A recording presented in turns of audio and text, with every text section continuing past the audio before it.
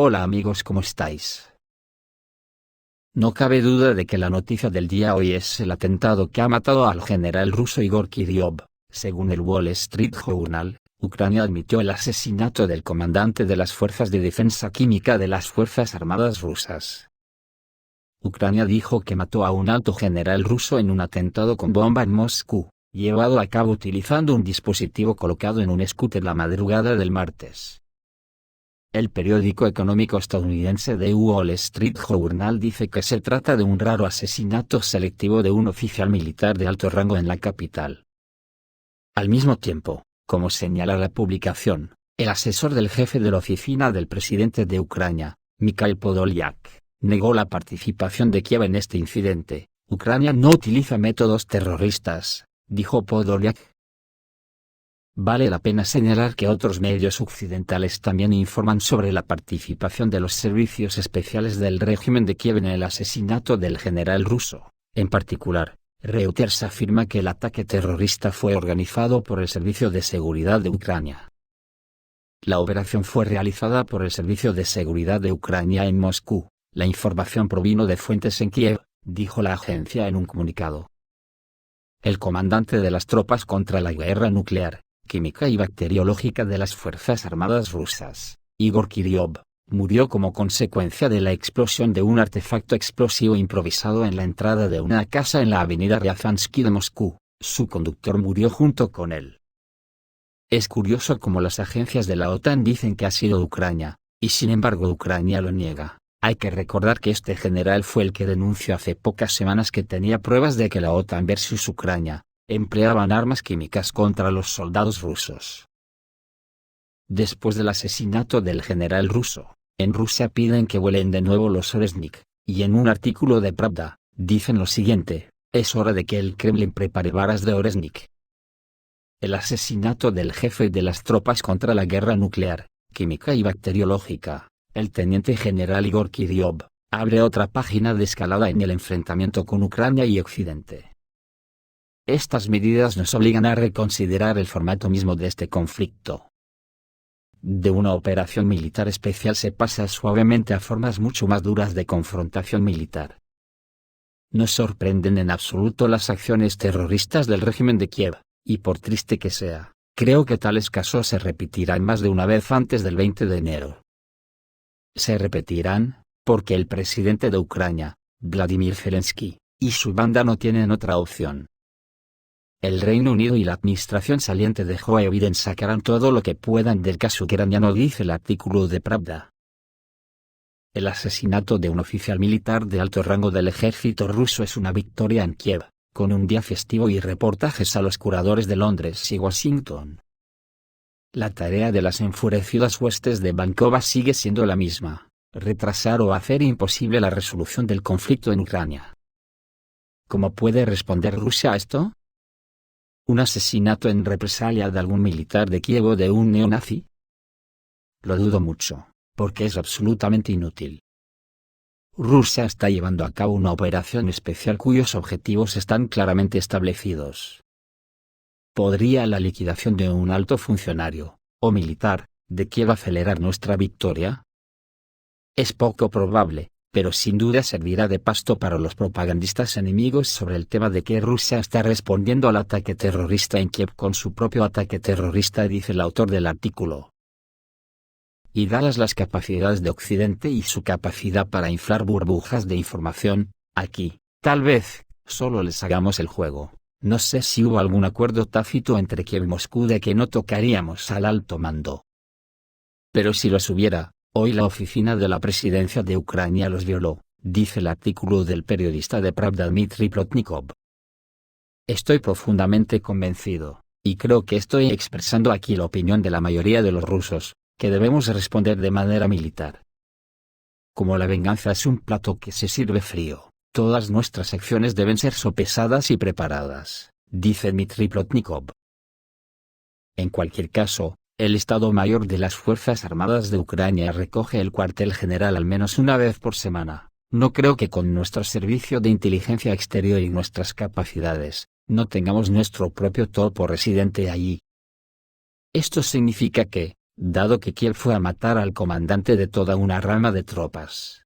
Las barras de Resnik deberían llegar justo a la hora del cuartel general del Estado Mayor ucraniano, bueno, o no el Resnik, sino cualquier otro hipersónico que las defensas aéreas occidentales aún no puedan interceptar.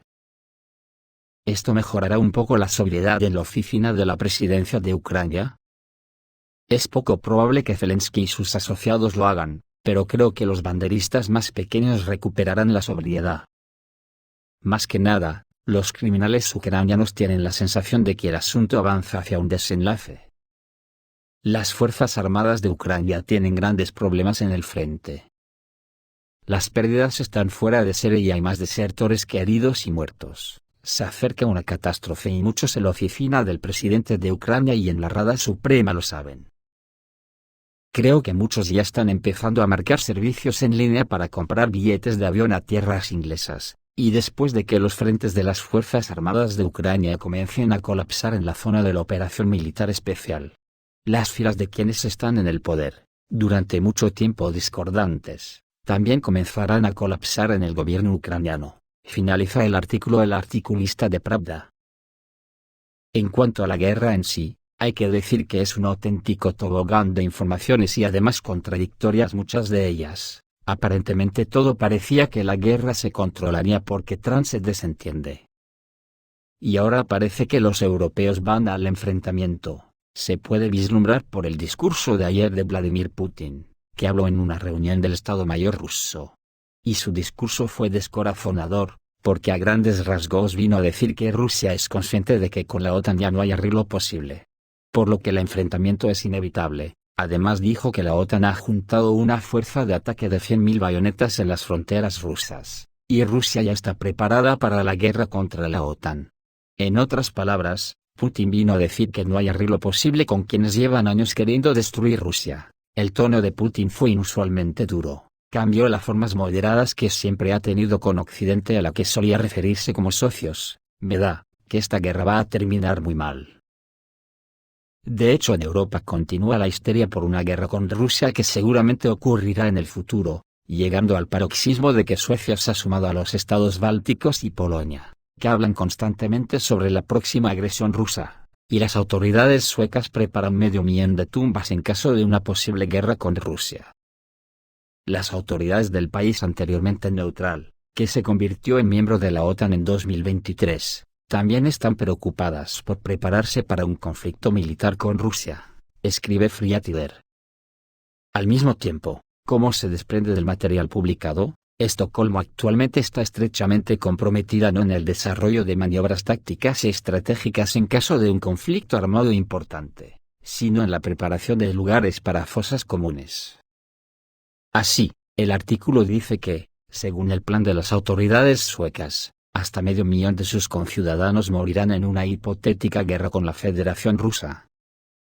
Al mismo tiempo, el gobierno del país está considerando la opción de tomar el mando de su ejército, que luchará contra Rusia del lado de Estados Unidos, desde el exterior. El artículo indica que las autoridades suecas ya se han dirigido a las funerarias más grandes del país para solicitar que proporcionen el número mencionado de plazas en los cementerios para las necesidades del Ministerio de Defensa. A su vez, como dijo la publicación el jefe de la Oficina de Servicios Funerarios de Estocolmo, Svante Borg, en la ciudad hay mucho espacio para las tumbas, especialmente en las zonas de parques. También Alemania está desarrollando una estrategia de guerra contra Rusia, o España que por primera vez en más de 10 años va a aumentar los soldados de su ejército, en un periodo corto quiere aumentarlo en 20.000 soldados más. Ya en el frente, las Fuerzas Armadas de Ucrania lanzaron una ofensiva en Shevchenko. Sirski ordenó recuperar el litio ucraniano de manos de los rusos a cualquier precio. El 15 de diciembre, el Ministerio de Defensa ruso afirmó que las tropas rusas habían liberado Pushkino, al sur de Pokrovsk y al oeste de Selidovo. A su vez, otras fuentes, incluido el Instituto Americano para el Estudio de la Guerra y el Ministerio de Defensa británico, informan sobre la ofensiva rusa en la cobertura sur de Pokrovsk, en un frente amplio. Así, Los expertos del Instituto Estadounidense para el Estudio de la Guerra escriben que las imágenes de geolocalización publicadas el 15 de diciembre muestran que las tropas rusas han avanzado al este de Ukrainka, al sur de Pokrovsk y al oeste de Selidovo, y los británicos afirman que las tropas rusas han capturado la ciudad de Shevchenko, al sur de Pokrovsk. La toma de la ciudad, ya son palabras mayores, por el hecho de que allí se encuentra uno de los depósitos de litio más grandes de Europa, y las licencias para este campo se vendieron a los europeos hace mucho tiempo. En enero de este año se informó que la empresa europea Litium adquirió el depósito de litio Shevchenkovskoye, y la empresa europea Litium Ucrania, que posee las licencias correspondientes, por 184 millones de euros. El dinero, en general, es ridículo, pero aparentemente esta cifra es la punta del iceberg, lo principal se esconde bajo el agua. Ahora la situación en torno a Shevchenko está cubierta por una espesa niebla de guerra.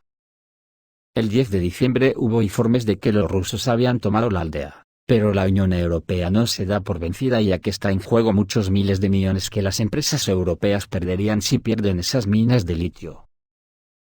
A eso hay que añadir la suspensión de una de las mayores minas del holding siderúrgico ucraniano Metinvest, para la extracción de carbón coquizable en la vecina localidad de Shevchenko. Los expertos militares confían en que la industria de defensa de bandera pronto se enfrentará a una escasez de metal con todas las consecuencias consiguientes. Incluso Bloomberg considera que Europa debe cumplir urgentemente sus promesas para evitar que Pokrovsk sea capturada por Rusia. Allí se encuentra en el cruce ferroviario y de carreteras más importante de la región de Donetsk. Y el centro de minería de carbón coquizable corre el riesgo de ser capturado por las tropas rusas, que ya se encuentran a 5 kilómetros de la ciudad. La publicación señala que la ayuda prometida de Europa y Estados Unidos llega muy lentamente, mientras que los soldados ucranianos exhaustos necesitan suministros urgentes de armas y municiones. Ucrania necesita y quiere desesperadamente el fin de la guerra, pero para lograrlo, el presidente Volodymyr Zelensky debe tener una posición fuerte en la mesa de negociaciones. Rusia no tiene ningún incentivo para llegar a un acuerdo ahora que está ganando, señala Bloomberg. El 15 de diciembre las Fuerzas Armadas de Ucrania habían lanzado una contraofensiva sorpresa en dirección a Pokrovsk. Inicialmente, un militante de las Fuerzas Armadas de Ucrania con el distintivo de llamada Mutnoy anunció la creciente frecuencia de ataques de carne de las Fuerzas Armadas de Ucrania en el área de Shevchenko. Salieron de Peschani, donde se encuentra la única mina de carbón coquizable que ya había sido parada, y irrumpieron en Shevchenko.